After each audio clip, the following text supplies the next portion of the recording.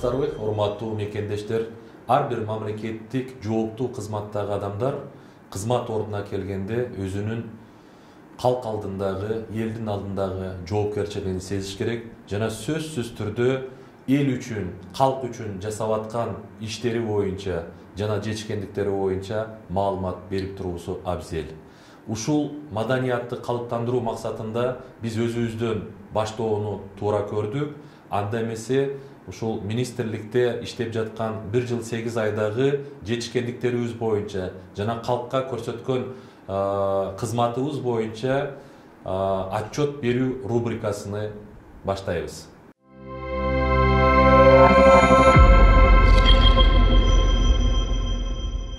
Урматтуу мекендештер, өзүңүздөргө белгилүү болгондой, 2018 жылдын 1 январынан баштап Кыргызстанда ар бир төрөлгөн балага сүйүнчү жөлөк болуу киргизилген.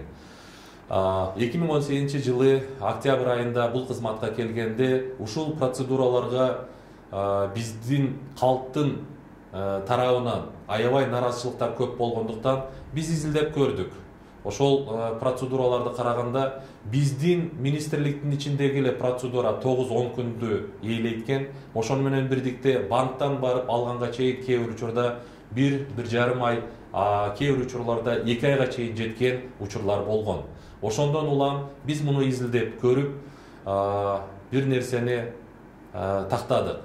Ошол балага сүйүнчүнү алуу үчүн эң обол эле өтө көп документтерди топтош керек экен. Ошол эле никеге тургандыгы боюнча күбөлүктү алып келиш керек, ата эненин паспортун алып келиш керек, баланын күбөлүгү болуш керек, жашаган жеринен справканы алып келиш керек, атайын банктык эсеп ачып жана буга окшогон бир топ документтерди топтоо ыңгайсыздыктар бар экен. Анан ошолорду баарын алып келип биздин райондук башкармалыкка тапшыргандан кийин алар бизге заявка берип, биз акчаларны которуп берип, бул процедура аябай татаал жана узак мөөнөттүк болгон. Ошондон улам элдин наразычылыгы пайда болуп келген.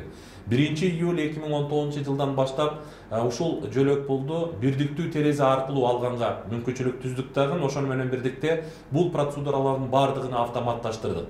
Муну менен биз эмнеге жетиштик? Ошол райондордо иштеп жаткан ар бир райондо бирден кызматкер кечке ушул маселе менен алек болгон болсо, ошонун баардыгын автоматташтырып, биз борбордук аппараттын деңгээлине көтөрдүк дагы. Биздин бир кызматкерибиз бир күндө 15-20 мүнөттө ушул маселени бүгүн чечип келет. Ошону менен бирдикте эле бул балага сүйүнчү жөлөк пулубузду башка бир мамлекеттик кызматка байлап койдук. Айтор ошо бала төрөлгөндө сөзсүз түрдө сиздер күбөлүк аласыздар.